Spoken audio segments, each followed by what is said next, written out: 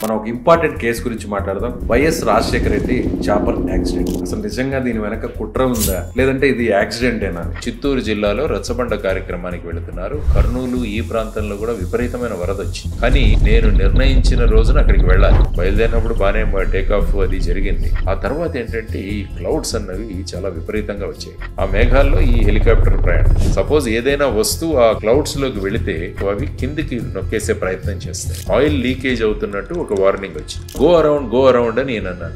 క్యా అని నేను అంటున్నాడు, అంతలోనే క్రాష్ సౌండ్ వస్తుంది. గూగుల్ మ్యాప్స్ చూస్తే ఒక పర్టికులర్ ఏరియాలో కొంత కాలిపోయినట్టు కనిపించింది. అప్పుడు చాలా రకరకాల ఆరోపణలు వచ్చాయి. హత్య చేశారని, కుట్ర ఉందని. యాక్సిడెంట్ అయిన పార్ట్స్ ఏవైతే ఉంటాయో వాటి మీద జరిగిన చేంజెస్ ఏవైతే ఉంటాయి, మార్పులు ఏవైతే, దాన్ని బట్టి ఫైనల్ కన్క్లూషన్ మేము తెచ్చిందంటే ఆ వెనకాల ఫ్యాన్ వెళ్ళి ఫస్ట్ ఒక చెట్టు కొట్టింది. అప్పట్లో కొన్ని వార్తలు కూడా వచ్చాయి. రాజశేఖర రెడ్డి గారు ప్లాన్ ఇచ్చారు. ఆ టైంలో ఆయనకు తెలియదు అసలు.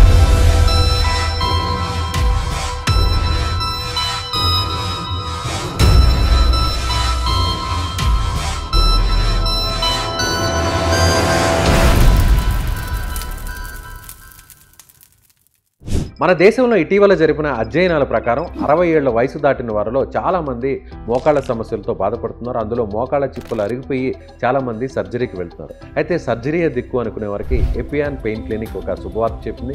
ప్లాస్మా థెరపీ ద్వారా ఈ సమస్యకు చెక్ పెడుతుంది. సో ఇమీడియట్గా ఈ సమస్యతో బాధపడేవారు ఈ కింద నెంబర్కు కాల్ చేయండి. నమస్తే. తెలుగు రాష్ట్రాల్లో ఈయన గురించి తెలియని వారు ఎవరు ఉండరు. సిబిఐ జాయింట్ డైరెక్టర్గా అనేక కేసుల్ని ఇన్వెస్టిగేట్ చేశారు లక్ష్మీనారాయణ గారు. మనం ఒక ఇంపార్టెంట్ కేసు గురించి మాట్లాడదాం. అదే YS Rajasekhara Reddy chopper accident. Sir నమస్తే. సార్ నమస్తే సార్. అప్పుడు ఆ టైంలో అందరికీ రకరకాల అనుమానాలు ఉన్నాయి. అసలు నిజంగా దీని వెనక కుట్ర ఉందా, లేదంటే ఇది యాక్సిడెంటేనా అని. సో ఆ కేసును మీరు ఇన్వెస్టిగేట్ చేశారు. దాని గురించి ఒకసారి డీటెయిల్గా మాకు. మామూలుగా హెలికాప్టర్స్ తీసుకుని వారు ఐ థింక్ 2 సెప్టెంబర్ అనుకుంటారు చిత్తూరు జిల్లాలో రచ్చబండ కార్యక్రమానికి వెళుతున్నారు. ఆ సమయంలో మీరు చూసుకుంటే వర్షాలు విపరీతంగా, తర్వాత వచ్చేసి క్లౌడ్స్ అన్ని కూడా ఉండే, మేఘాలన్నీ కూడా మేఘావృతమైంది. క్లౌడ్స్ అనేవి ఇవి అప్పుడు ఏమైందంటే బేసిక్ గా అప్పుడు చూసుకుంటే అదే రోజు కర్నూలు ఈ ప్రాంతంలో కూడా విపరీతమైన వరద వచ్చింది. కానీ వారు నేను నిర్ణయించిన రోజున అక్కడికి వెళ్ళాలి. ఎందుకంటే రచ్చబండ అనే కొత్త కార్యక్రమాన్ని ప్రారంభిస్తాను కాబట్టి నేను వెళ్ళాలి. పైలట్స్ వీళ్ళు కూడా క్లైమేట్ ఏదైనా సరిగా లేకున్నప్పుడు దాన్ని ఇండికేట్ చేయాల్సిన అవసరం.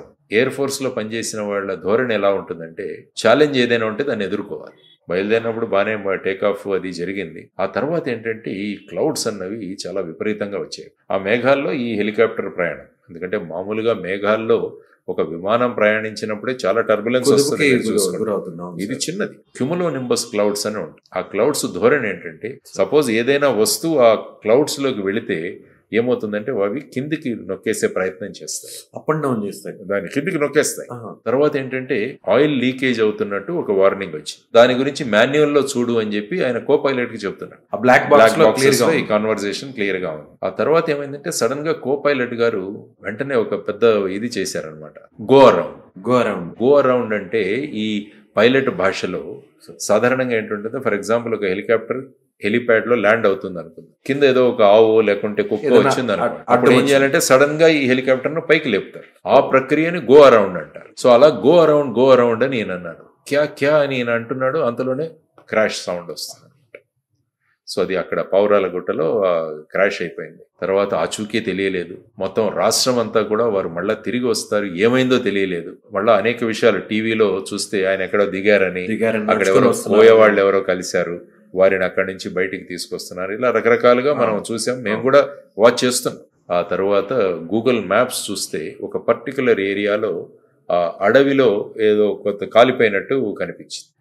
అప్పుడు ఇక్కడ నుంచి ఒక హెలికాప్టర్ తీసుకొని ఐ థింక్ రాజీవ్ త్రివేది గారు ఉండేవారు అనుకుంటారు దీంట్లో, గ్రే హౌండ్స్, వీళ్ళందరూ అక్కడికి దిగి ఆ స్పాట్ లోకి తీస్తే వీళ్ళందరూ కూడా అక్కడ హెలికాప్టర్ లో ఉన్న వాళ్ళందరూ కూడా క్రాష్ అయింది. అందులో రాజశేఖర్ రెడ్డి గారు, తర్వాత భాటియా గారు, ఎంఎస్ రెడ్డి గారు, తర్వాత వాళ్ళ పర్సనల్ సెక్యూరిటీ ఆఫీసర్ ఆయన వెస్లీ అనుకుంటారు ఆయన, తర్వాత సెక్రటరీ సుబ్రహ్మణ్యం గారు, వీరందరూ కూడా అక్కడ ఆన్ ది స్పాట్ ఆ విధంగా చేశారు. It's very unfortunate incident. అప్పుడు చాలా రకరకాల ఆరోపణలు వచ్చాయి. అంటే కావాలని హత్య చేశారని, కుట్ర ఉందని, వాళ్ళిద్దరి మధ్య జరిగినటువంటి సంభాషణలో కూడా రకరకాల అనుమానాలు ఉన్నాయని, దీని వెనక వేరే సంస్థలు ఉన్నాయి, ఇలా రకరకాలు జరిగాయి. అవన్నీ సార్ ఆ టైంలో మీరు ఆ కేసుని టేకప్ ఆ చేశారు. ఇన్వెస్టిగేషన్ లో మనం ఏంటంటే బేసిక్ గా ఫస్ట్ ఆఫ్ ఆల్ హెలికాప్టర్ అంటే ఏంటి, హెలికాప్టర్ ఏవియేషన్ ఎట్లుంటుంది, ఇవన్నీ కూడా హెలికాప్టర్ కార్పొరేషన్ ఆఫ్ ఇండియా అని తమిళనాడులో చెన్నైలో ఒక సంస్థ ఉంది. సో ఆ సంస్థ దగ్గరికి వెళ్ళాం. ఆ తర్వాత వచ్చేసి ఇక్కడ ఏటీసీకి వెళ్ళాం, air traffic control Hyderabad.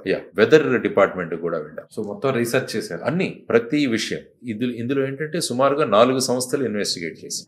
CBI, మేము DGCA, directorate general of civil aviation వాళ్ళు. ఆ తర్వాత వచ్చేసి మనకు బెంగళూరులో ఒక సంస్థ, వాళ్ళు ఏంటంటే ఈ విధంగా యాక్సిడెంట్ అయిన పార్ట్స్ ఏవైతే ఉంటాయో వాటి మీద జరిగిన చేంజెస్ ఏవైతే ఉంటాయో, మార్పులు ఏవైతే, దాన్ని బట్టి దీని మీద ఎంత ప్రెషర్ ఉంది అన్నదాన్ని కూడా నిర్ణయిస్తారు. ఇంకొకటి వచ్చేసి మెడికల్ టీమ్, అంటే వీళ్ళందరికీ మీద జరిగిన పోస్ట్ మార్టం. ఇలా 4-5 సంస్థలు చేసిన రిపోర్ట్స్ అన్ని తీసుకొని వచ్చిన ప్రతి యాంగిల్ ని కూడా ఇన్వెస్టిగేట్ చేశాం. మీరు అన్నట్టు కుట్ర కోణం ఏవో సంస్థలు చేయించాయి.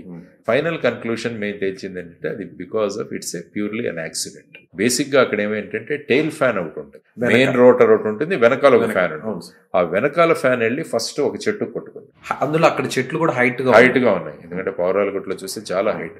సో అది కట్ అయ్యేసరికి టోటల్ హెలికాప్టర్ టర్న్ అయ్యి ఆ క్యూములోనింబస్ క్లౌడ్స్ ప్రభావం వల్ల అది ఆల్రెడీ కిందికి వచ్చేసింది. వాళ్ళకి తెలియలేదు ఎక్కడ ప్రయాణం చేయాలి.